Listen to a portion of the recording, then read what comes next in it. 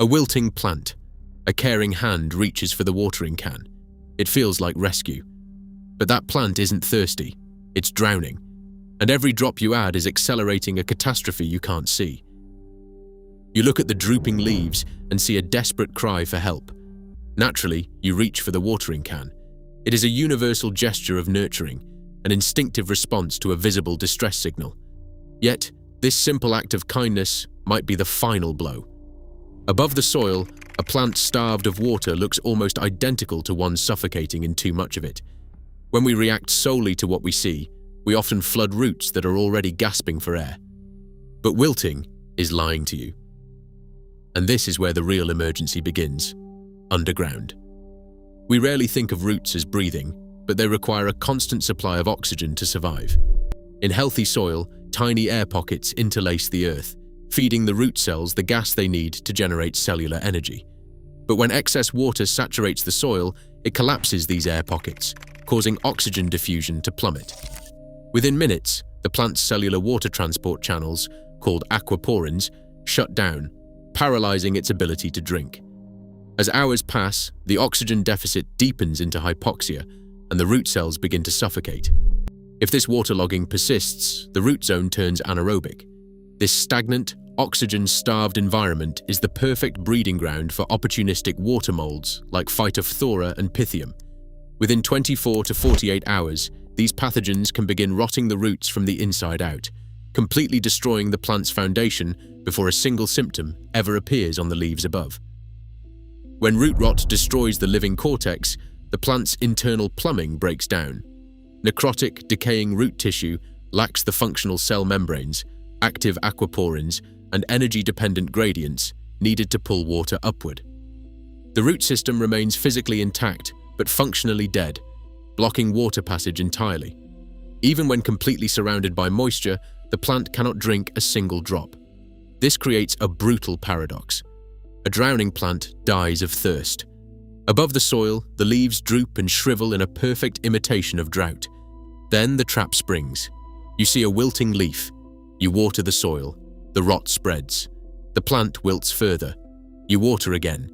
It is a silent, lethal cycle, fueled entirely by good intentions, accelerating the decay with every added drop. To save the plant, the caregiver must stop acting as a rescuer and start working as an investigator. What professional growers check first might surprise you. What professional growers check first might surprise you. Before making another watering decision, look closely at the leaves. Overwatering yellowing typically starts at the base of the plant and moves upward, leaving the foliage soft and limp. Underwatering, however, typically affects the leaf edges first, turning them dry and paper-thin.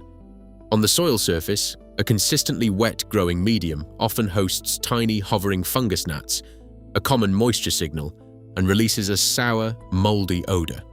The fastest diagnostic test lies at the bottom of the pot.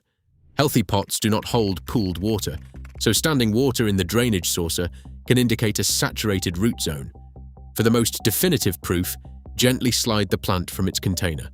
Healthy roots are firm and white or tan, while rotting roots are dark and mushy, slipping off completely when pulled.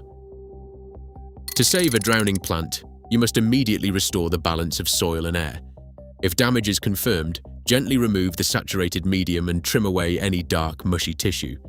Repot the plant into a loose, aerated mix containing perlite or coarse sand, making sure the container has functioning drainage holes.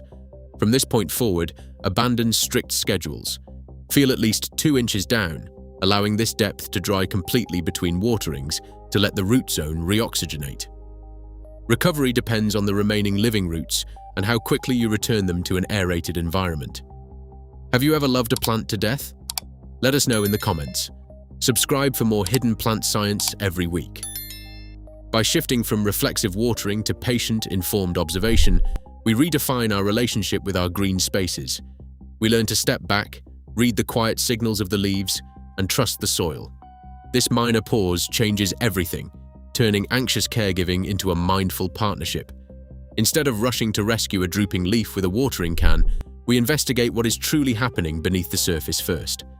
Have you ever loved a plant to death? Let us know in the comments. Subscribe for more hidden plant science every week. True care is not constant intervention, but patient observation. When we let the soil breathe, we learn that sometimes the greatest act of nurturing is simply stepping back.